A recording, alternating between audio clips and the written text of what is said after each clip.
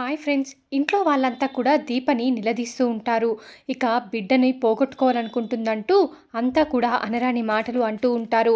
ఇక ఆ మాటలైతే దశరథ్ తట్టుకోలేకపోతాడు. ఎందుకు నా కూతుర్ని అందరూ కూడా ఇన్ని మాటలు అంటున్నారు? అసలు తను చేసే త్యాగం గురించి వీళ్ళెవరికీ తెలియక ఇలా మాట్లాడుతున్నారు. ఈ మాటలన్నీ విని నా కూతురు ఎంతలా బాధపడుతుందో కదా! ఎందుకంటే నా కూతురు ఏదో కావాలని తన కడుపులో బిడ్డని చంపుకుంటున్నట్లు అందరూ కూడా కావాలని తనను మాట్లాడుతున్నారు. నేనింక ఊరుకోను. నా కూతుర్ని ఏమైనా అంటే అని చెప్పేసి ఇక అర్షద్ నిజం చెప్పడానికి ట్రై చేస్తూ ఉంటాడు. ఇక శివనారాయణతో నాన్న మీరు ఏం మాట్లాడుతున్నారు? దీప గురించి ఇంకొక్క మాట మీరెవరైనా మాట్లాడినా నేను ఊరుకునేది లేదు. దీప ఎవరో తెలుసా అని చెప్పేసి అనబోతూ ఉంటే అప్పుడే ఇక కార్తిక్ అయితే మామయ్య నేను నీతో మాట్లాడతాను పదా అని బయటికి తీసుకుని వెళ్తూ ఉంటాడు. అరే కార్తిక్, నువ్వు నేను ఎన్నోసార్లు నిజం చెప్దామంటే ఆపేశావు, కానీ ఈరోజు నన్ను నిజం చెప్పకుండా నువ్వు ఆపలేవు అని చెప్పి ఇక దశరథ్ అయితే అంటూ ఉంటాడు. ఎందుకు ఆపుతున్నాడు కార్తిక్? అసలు ఏంటా నిజం దశరథ్ అని చెప్పేసి శివనారాయణ అడిగేసరికి నాన్న నేను ఆ విషయం గురించే మాట్లాడదాం అనుకుంటున్నాను. దీప ఎవరో కాదు, దీప నా కన్న కూతురు అని చెప్పేసరికి అక్కడున్న వారంతా కూడా షాక్ అయిపోతూ ఉంటారు. దశరథ్ ఏం మాట్లాడుతున్నావురా నువ్వు అని చెప్పి శివనారాయణ అడిగితే నీ కూతురు జోష్న కదా అని చెప్పేసి శివనారాయణ అంటూ ఉంటాడు. అప్పుడే ఇక ఆ టైంలోనే జోష్న కూడా తన ఇంటి దగ్గర నుంచి బయలుదేరుతుంది. అసలు ఏం జరుగుతుంది? నాన్న తాత చూస్తే ఇంకా ఇంటికి రాలేదు. కార్తిక్ దీపానేమో సెలవు అని చెప్పేసి బిడ్డను పోగొట్టుకుందాం అనుకుంటున్నారని గ్రాని అయితే చెప్తుంది. కానీ ఎక్కడో ఏదో జరుగుతుంది, ఇప్పుడే నేను తెలుసుకోవాలి అని చెప్పి ఇక వెంటనే జోష్న అయితే తన కారు వేసుకొని బయలుదేరుతుంది. బయలుదేరుతున్న జోష్నని ఆపుదామని ట్రై చేస్తుంది పారిజాతం. జోష్న ఆగవే, ఎక్కడికి వెళ్తున్నావే, ఎక్కడికి వెళ్తున్నావో చెప్పి వెళ్ళవే, ఇప్పుడు మీ తాత వస్తే నన్ను అడుగుతాడు.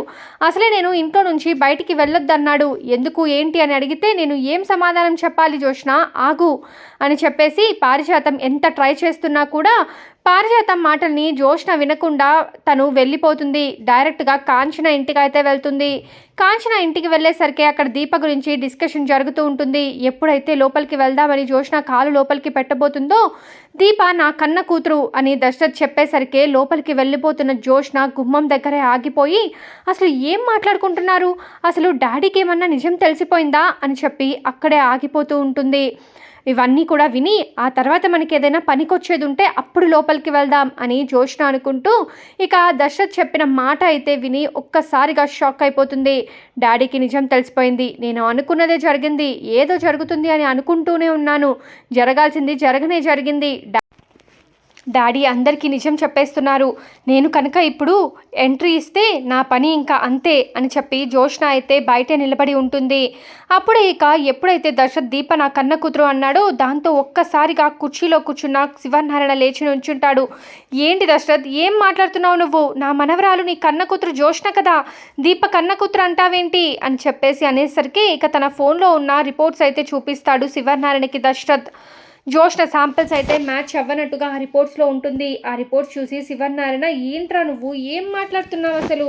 దశరథ్ ఏంటిది, రిపోర్ట్స్ మ్యాచ్ అయినాయని చెప్పేసి డాక్టర్ హారిక గారు చెప్పారు కదా, ఇదేమో రెండోసారి వచ్చిన రిపోర్ట్స్ కదా, మ్యాచ్ అవ్వలేదు అంటున్నావు, మరి రేపు పొద్దున బోన్నారో ఎలా సుమిత్రకి అని చెప్పేసి శివనారాయణ అడుగుతూ ఉంటే అదే నాన్న ఇప్పుడు నేను చెప్పబోతున్నాను, మీకు రేపు పొద్దున సుమిత్రకి బోన్నారో ఇచ్చేది జోష్న కాదు దీప అని చెప్పడంతో కాంచన ఒక్కసారిగా షాక్ అయిపోయి చూస్తూ ఉంటుంది.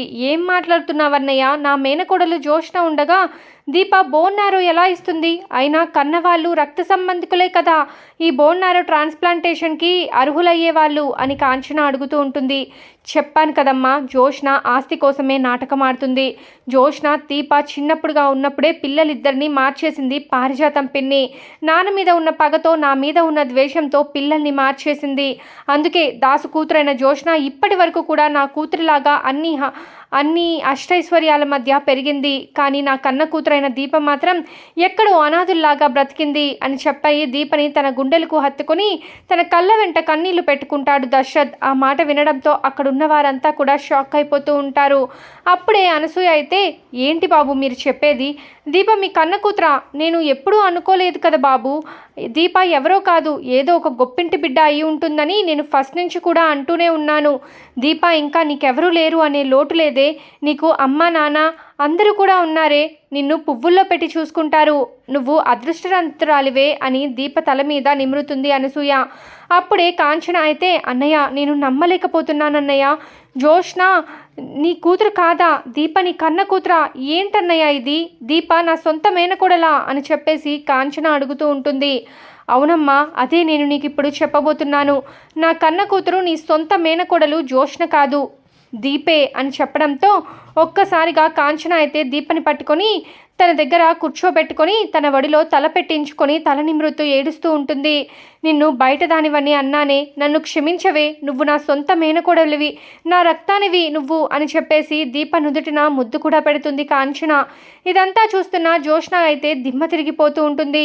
ఏం చేయాలో అర్థం కాక అలాగే చూస్తూ ఉంటుంది కిటికీలో నుంచి. అప్పుడే ఇక శివనారాయణ కూడా, నా మనవరాలు దీపన అమ్మా దీప, ఇన్ని రోజులు నువ్వు ఎన్ని అవమానాలను భరించావమ్మా, మేము ఎంతలా నిన్ను బాధిస్తున్నా కూడా అవేమీ పట్టించుకోకుండా మా కోసం ప్రతి క్షణం నిలబడ్డావు, నీలాంటి బిడ్డ దొరకడం నిజంగా మా అదృష్టమమ్మా అని చెప్పి శివనారాయణ ఎమోషనల్ అయిపోతూ ఉంటాడు. ఇక కార్తిక్ అయితే, తాత అవన్నీ ఇప్పుడు ఎందుకు, ఇప్పుడు మాట్లాడాల్సిన సమయం కాదులేండి, మనము అత్తకి బోన్నారో జరిగిన తర్వాత అత్త క్షేమంగా బయటికి వచ్చిన తర్వాత వీటి గురించి మాట్లాడుకుందాము, ఇప్పుడైతే వేటి గురించి మాట్లాడొద్దు ప్లీజ్ తాత అని చెప్పి కార్తిక్ అంటూ ఉంటే, రే ఈ విషయాలన్నీ మీకు తెలిసి కూడా ఎందుకు మౌనంగా ఉన్నారు, మాకెందుకు చెప్పలేదు, ఇన్ని రోజులు ఎందుకు మీరు సైలెంట్గా ఉన్నారో నాకైతే అర్థం కావడం లేదు అని చెప్పి సీరియస్ అవుతాడు శివనారాయణ.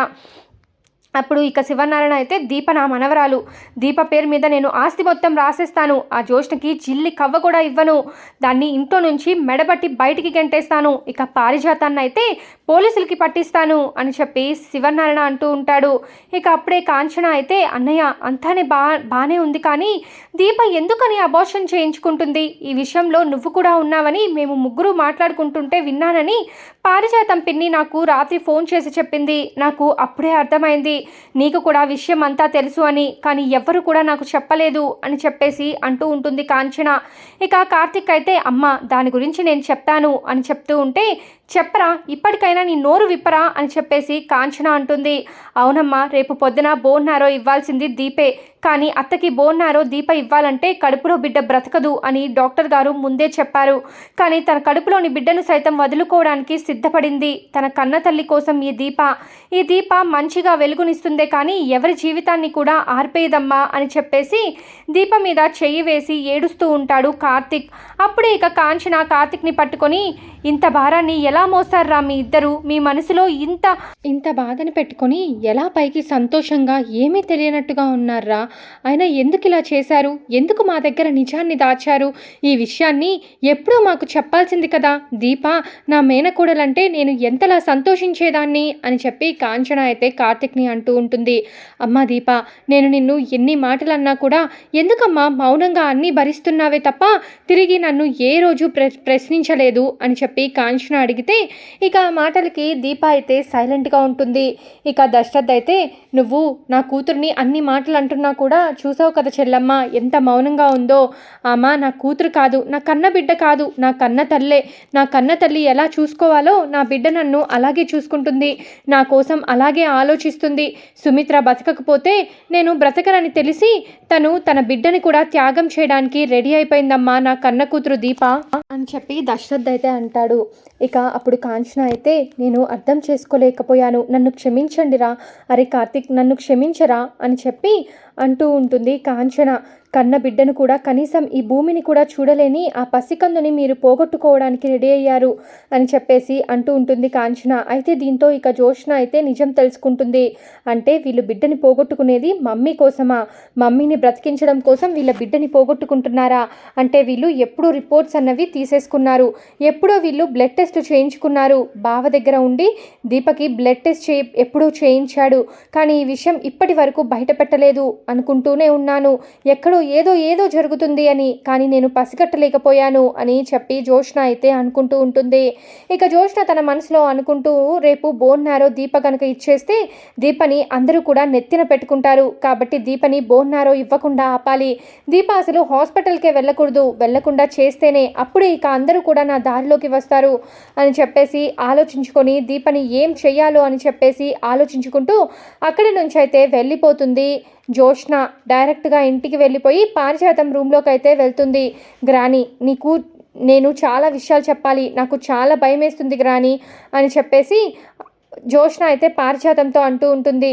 నాకెందుకు చెప్తావే, సుమిత్ర కూతురా, అలా భయపడుతున్నావెందుకు జ్యోత్స్న అని చెప్పి అడుగుతూ ఉంటుంది పారిజాతం.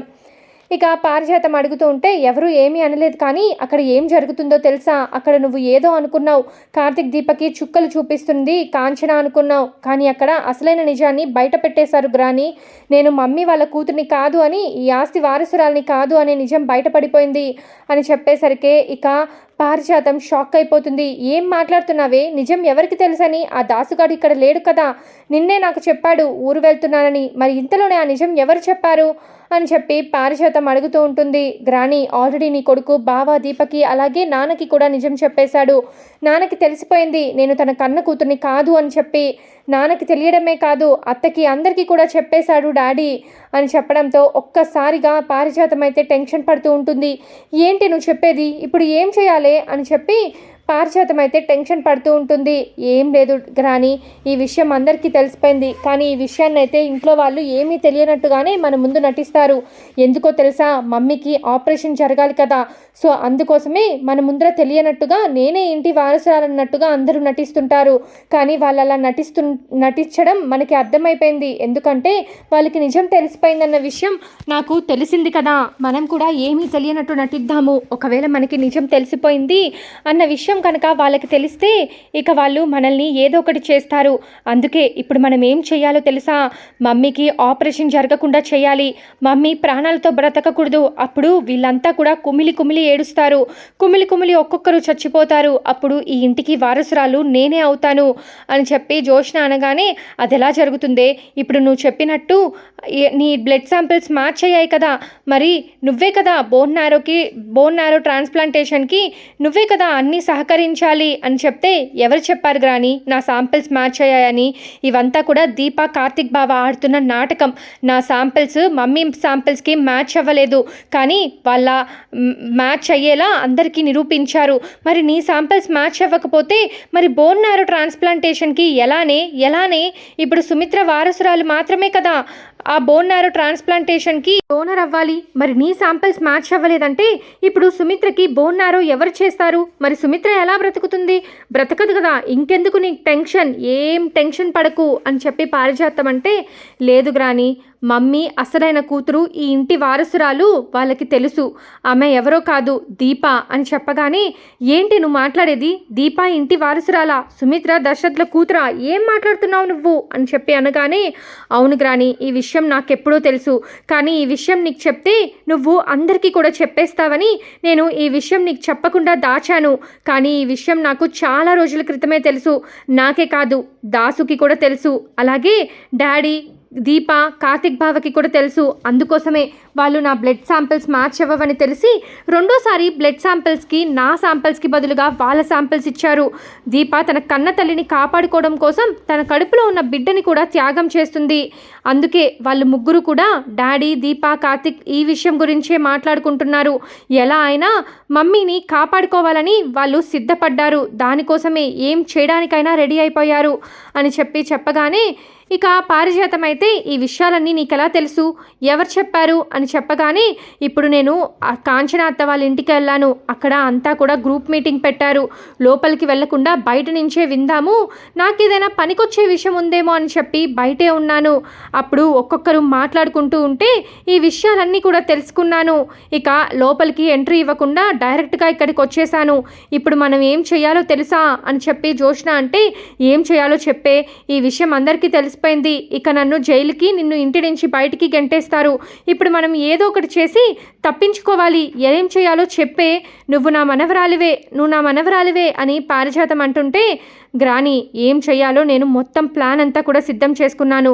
ఇప్పుడు దీపని కనుక మనం లేపేస్తే ఇక రేపు మమ్మీకి బోన్ మ్యారో డోనర్ అయితే ఎవ్వరూ ఉండరు. ఇక డోనర్ లేక మమ్మీ ప్రాణాలైతే పోతాయి. ఇక ఇంట్లో వాళ్ళంతా కూడా విలవిలలాడిపోతారు. ఎలాగో వారసురాలు లేదు కాబట్టి, చిన్నప్పటి నుంచి నన్నే వీళ్ళు పెంచి పెద్ద చేశారు కాబట్టి నా మీద ప్రేమ అయితే అలాగే ఉంటుంది. ఇక దీప బదులుగా నన్నే ఇంట్లో వాళ్ళంతా కూడా ప్రేమగా చూసుకుంటారు. ఎలాగో మమ్మీ కూడా చనిపోతుంది కాబట్టి డోనర్ లేక ఇక మనకి ఏ టెన్షను లేదు.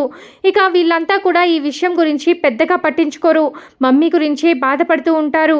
సో ముందుగా మనం ఏం చేయాలంటే దీపని ఈ భూమి మీద లేకుండా చేయాలి అని చెప్పి జోష్న అంటుంది.